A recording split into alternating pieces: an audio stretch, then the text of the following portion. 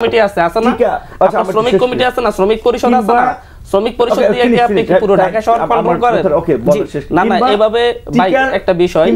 এখানে বলতে হচ্ছে ভাই আমি ইয়ে করতে হচ্ছে আমি দেখেছি যে গণ অধিকার ছাত্র অধিকার এখন টার্গেট করেই কথা বলছে পরে কথা বল না আমি এটা বলতে হচ্ছে আপনি সিনিয়র হিসেবে যে কথাটা যে দায়টা দিচ্ছেন বন্ধন নিয়ে যেটা আপনি এটাকে বেয়াদবি নিলে তো হবে না আমার আপনি বেয়াদবি নিলে হবে না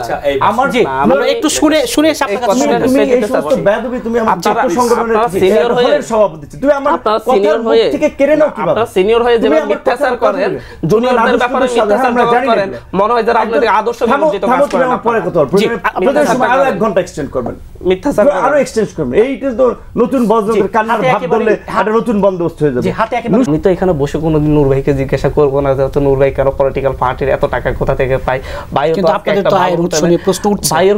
বায়ু তো আজকে একটা ভালো হোটেলে আজকে ইফতারি আয়োজন করছে প্রশ্ন উঠছে মানে কিন্তু সেই জায়গা থেকে বলতে গেলে যে অভ্যুত্থান পরবর্তী সময়ে ওই কিছু অন্য ছোট ছোট পার্টির চাইতে এই অভ্যুত্থান পরবর্তী এই পার্টির প্রতি মানুষের আকাঙ্ক্ষা অনেক বেশি মানুষ এই পার্টিতে আরো বেশি দিতে চায় তারপরে কেন কোশ্চেনগুলো করতে হবে নিজেদের দিকে না তাকিয়ে যদি আমরা কোশ্চেনগুলো করি তাহলে হচ্ছে প্রশ্নবিদ্ধ আমি তৈরি করতে চাচ্ছি এই বিষয় নিয়ে কথা বলার নেই তবে হচ্ছে এনসিপির বিষয়টা যেটা বলবো এনসিপি আসলে রাজনীতি করতে এসেছে রাজনীতি করবে কিনা এটা নিয়ে অনেকদিন মানুষ রাজনৈতিক দল করবে কিনা এটা নিয়ে অনেকদিন তারা কনফিউজড ছিল রাজনৈতিক দল করবে কিনা এবার আপনারা দেখছেন আমরা কনফিউজড ছিলাম আমরা বিভিন্ন জন ভেবেছি যেমন আমি ভেবেছি যে আমি যদি রাজনীতি করি আমি কোনো একটা রাজনৈতিক দলে যোগ দেব কারণ আমি দেখেছি যে হচ্ছে 5ই আগস্টের পরের 30 দিন বাংলাদেশে কোনো সাদাবাজি নাই কোনো দখলদারিত্ব নাই কোনো হানাহানি নাই প্রত্যেকে এক সবাই ভালো কারণ আমরা তো গত 16 বছর রাজনীতি কিন্তু তারপরে কি হয়েছে তারপরে 6 মাস 5 মাস আমরা দেখতে দেখতে মনে হলো যে হচ্ছে আসলে যে গতানুগতিক রাজনৈতিক ব্যবস্থা আছে এই ব্যবস্থা যে রাজনৈতিক দলগুলো আছে এগুলোর সাথে আমার রাজনীতিটা হয়তো যাচ্ছে না বাংলাদেশে এখন সবচেয়ে জনপ্রিয় নেত্রী সবচেয়ে জনপ্রিয় ব্যক্তিত্ব বেগম খালেদা জিয়া এই ব্যাপারে কারো কোনো সন্দেহ নেই এমন হচ্ছে নির্বাচন হলে হয়তো বিএনপি ক্ষমতায় আসতেছে তাও সন্দেহ নেই তারপরে কেন আমরা নতুন রাজনৈতিক দলের দিকে আগাচ্ছি কেন আমি নিজের সিট ইয়ে করার জন্য কেন বিএনপিতে গিয়ে যোগ দিয়ে আমি কেন নিজের সিটটাকে সিকিউর করলাম না কারণ আমরা আসলেই নতুন রাজনীতির কথা বলছি আমি দেখেছি যে হচ্ছে যে আমার নদী পারাপার আমার এলাকায় যাইতে আমার খুব কষ্ট হচ্ছে আমার যন্ত্রণা হচ্ছে এক জায়গায় একটা ফেরি হলো আমি কাজ করবো আমি এখানে আমার ফেরির জন্য একই সিটিতে 3 জায়গায় ফেরি দেওয়ার জন্য ফেরি ঘাটার জন্য বরাদ্দ চাওয়া হয়েছে হাতিয়া থেকে হাতিয়ার জন্য একটা ফেরি সন্দ্বীপের জন্য একটা ফেরি বোলার জন্য একটা ফেরি সন্দ্বীপের ফেরির ঘাটের কাজ হয়ে গেছে ইয়ার কাজ হয়ে গেছে আমি দৌড়াই আমি এখন হাতিয়ার ফেরির কাজ নিতে পারি নাই আমি অভ্যুত্থানের নেতা ছিলাম অভ্যুত্থানে আমার এত ভালো অংশ হচ্ছিল আমরা যাই এখন হচ্ছে উপদেষ্টাদের লাইন পাই না আমার অঞ্চলের মানুষজন এখন কি পরিমাণ কাজ কষ্ট করে আপনি ইউ ক্যান্ট ইমাজিন বাদ দেখা যায় যে হচ্ছে এই কষ্টগুলো কিন্তু আমাদের আছে এটা নিয়ে আমরা কিন্তু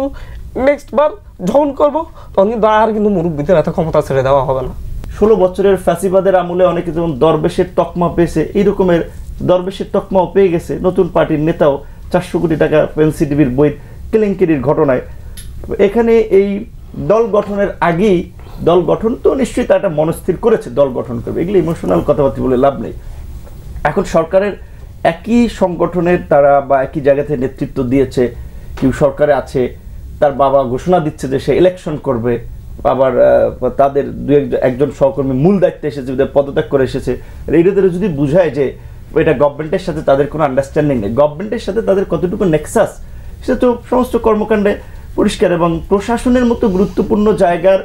পদোন্নতি নিয়োগের ক্ষেত্রে একটা কমিটি করা হয়েছিল সেই কমিটি চিফ করা হয়েছে সালাউদ্দিন সাহেবকে সেকেন্ড ম্যান করা হয়েছিল নাহিদকে তার মানে সরকার ছাত্র বা এই প্রতিনিধিদেরকে কতটুকু ইম্পর্টেন্স দিচ্ছে ডক্টর ইউনূস নিজে বলেছে ছাত্ররা আমার নিয়োগকর্তা তাই প্রধান উপদেষ্টা যদি এটা বলে যে ছাত্ররাই আমার চাকরিদাতা বাকি উপদেষ্টারা কি তাদের সেবা করবে না তাই তো করেছে আমরা দেখি যে ছাত্র উপদেষ্টা বা সমন্বয় তাদের একটা যে প্রভাব তো তারা যদি এই প্রভাবকে ইতিবাচক কাজে ব্যবহার করতে হান্নান মাসুদ আমাদের ছোট ভাই আবেগ নিয়ে সময় কথা বলে কান্না করে ফেলে যে ফেরি হবে না কেন গিয়ে বলবে 1 সপ্তাহের মধ্যে এইখানে ফেরি চাই ওইভাবে হবে তাদের সেই মুখটা গাছটা দেখান লাগবে এখন তারা যদি আপনার ওই জনসম্পৃক্ত কাজ না নিয়ে চট্টগ্রাম বন্দর নিয়ন্ত্রণ করার জন্য একটা কমিটি করে উপদেষ্টা হয় ভাই ছাত্র গণঅভ্যুত্থান যদি আপনি এখানে দাঁড়িয়ে আমাকে বলতেই হচ্ছে আপনি চট্টগ্রাম আপনার তো শ্রমিক কমিটি আছে না আচ্ছা শ্রমিক কমিটি আছে না শ্রমিক পরিষদ আছে না শ্রমিক পরিষদ দিয়ে কি আপনি কি পুরো ঢাকা শহর কন্ট্রোল করেন? না না এভাবে ভাই একটা বিষয় এখানে বলতে হচ্ছে ভাই আমি করতে হচ্ছে আমি দেখেছি যে গণ অধিকার ছাত্র অধিকার এখন টার্গেট করেই কথা বলছে পরে কথা বলো না আমি এটা বলতে হচ্ছে আপনি সিনিয়র হিসেবে যে কথাটা যে দায়টা দিচ্ছেন বন্ধন নিয়ে যেটা আপনি এটাকে বেয়াদবি নিলে তো হবে না আমার আপনি বেয়াদবি নিলে হবে না আমার জি আমরা একটু শুনে তুমি এই সমস্ত বেয়াদবি তুমি আমার ছাত্র সংগঠনের সিনিয়র হয়ে সভাপতি তুমি আমার সিনিয়র হয়ে থেকে কেড়ে নাও কিভাবে আপনারা সিনিয়র হয়ে যেভাবে মিথ্যাচার করেন জুনিয়রদের ব্যাপারে মিথ্যাচার করেন মনে হয় যারা আপনাদের আদর্শ বিরোধিত কাজ করেন পরে কথা বলবো আপনাদের সময় আরো 1 ঘন্টা এক্সটেন্ড করবেন মিথ্যাচার আরো এক্সটেন্ড করবেন এইটা তো নতুন বন্ধের কান্নার ভাব ধরলে একটা নতুন বন্দোবস্ত হয়ে যাবে নুসরাত তাবাসসুম নামে একজন সমন্বয়ক আন্দোলনের নেত্রী সে আপনার একটা এই মৎস্য প্রাণী সম্পদ মন্ত্রণালয়ের টিকার টেন্ডার সে প্রতিবাদী নিউজ হয়েছে সেই টেন্ডার এখন রিটেন্ডারে আবার যাচ্ছে তাদের ডিসি নিয়োগ কাণ্ড করে ছাত্র সমন্বয়কে আন্দোলনের পরিচিত নেতৃবৃন্দের সমস্ত পত্রপত্রিকায় নিউজ এসেছে না তো তারা তো পুরানো পথে যাচ্ছে তাহলে এই পার্টি নিয়ে এখন ফুয়াদ ভাই আশান্বিত হলো আমি আবার কাজল ভাইয়ের মতো বলছে বিশ্বাস করতে চাই না আমিও বিশ্বাস করতে চাই না সেটা আমরা দেখতে চাই কিন্তু তারা তো সেই পুরানো পথে আসছে তাদের প্রোগ্রামে বসুন্ধরা কোম্পানি খাবার পাঠায় বসুন্ধরা কোম্পানি ফাইন্যান্স করে এই 24-এর নির্বাচনে বিনা ভোটের নির্বাচনে এমপি হওয়া রেডিয়ান ফার্মার জায়দি এই আমাদের এলজেডি মিনিস্ট্রি গণ অভ্যুত্থানের তো নায়ক অবশ্যই সে নায়ক আসিফ সে আমার সহকর্মী ছোট ভাই কিন্তু আমি মনে করি সে নায়ক সে হিরো কিন্তু সেই হিরোর আপনার মিনিস্ট্রির অধীনে বাপুপের সহসভাপতি তো তারা তো পুরনো পথেই আছে তাই তারা কি নতুন বন্দোবস্ত তাদের আমরা কি আশান্বিত জি হাতে একেবারে সময় দেখছি না আপনার কাছে আসবো আপনার কাছে আসলে বিএনপি কে দোষ দিয়ে তো লাভ নাই যে চান্দাবাজি টেম্পো স্ট্যান্ড বিএনপি একটা বড় দল হাতির মতো দেহ দেখা যায় অনেকে কাজ তো সবাই করতেছে জামাত করতেছে গণ অধিকার ছাত্র আমি বলছি সবাই করতেছে তাহলে এখন এই ছাত্রদের মধ্যে যে নতুন প্রত্যাশা নতুন সেটার এক্সাম্পল এখন পর্যন্ত আমরা দেখছি না কিন্তু আমরা দেখতে চাই হলের নেতা ছিলাম এখন আর বড় কিছু হওয়া যাবে না সব সময় আন্ডারমাইন করে রাখার যে চিন্তা ঢাকা বিশ্ববিদ্যালয় থেকে অভ্যুত্থান হওয়ার 1.5 বছর আগে 26 জন কমিটির ছাত্র অধিকার পরিষদের প্রত্যেকে পদত্যাগ করেছে কেন পদত্যাগ করেছে পত্রিকায় পড়ে দেখেন নীতির কথা আজকে বলবেন নীতির কথা বলেন একই সাথে ছাত্র অধিকার পরিষদের সভাপতি সেক্রেটারিকে একই সাথে গণ অধিকার পরিষদের সভাপতি কেন্দ্রীয় কমিটির সদস্য বানিয়ে নেওয়া হয়েছে লেজুর ভিত্তিক ছাত্র রাজনীতি হবে না এই কথা বলে আমাদের যে অভিযোগ ছিল বন্দর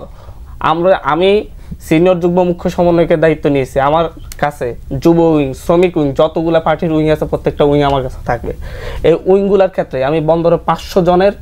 আমাদের শ্রমিক কমিটি দেওয়া হয়েছে আমাদের যে শ্রমিক কমিটি হচ্ছে প্রত্যেকটা জায়গায় আমাদের রিক্সাওয়ালাদেরও কমিটি আছে ঢাকা শহরে আমাদের 300 জনের রিক্সাওয়ালা কমিটি আছে আমাদের ভ্যানওয়ালাদের কমিটি আছে সুতরাং মানে ঢাকা শহরের পুরো ভ্যানটা আমি নিয়ন্ত্রণ করি পুরো রিক্সাটা এটা যে বুঝে না নূর ভাইয়েরা তা না বুঝে কিন্তু আপনাকে বিতর্কিত করতে হবে আমি আজকে এখানে বলি অভ্যুত্থানের 7 মাসে আমি সচিবালয়ে কয়বার গিয়ে কয়জন উপদেষ্টার সাথে কথা বলেছি বা কয়জন বাসায় গিয়েছি আর নূর ভাইয়েরা এবং হচ্ছে তাদের প্রত্যেকটা একটা এমনকি কলেজের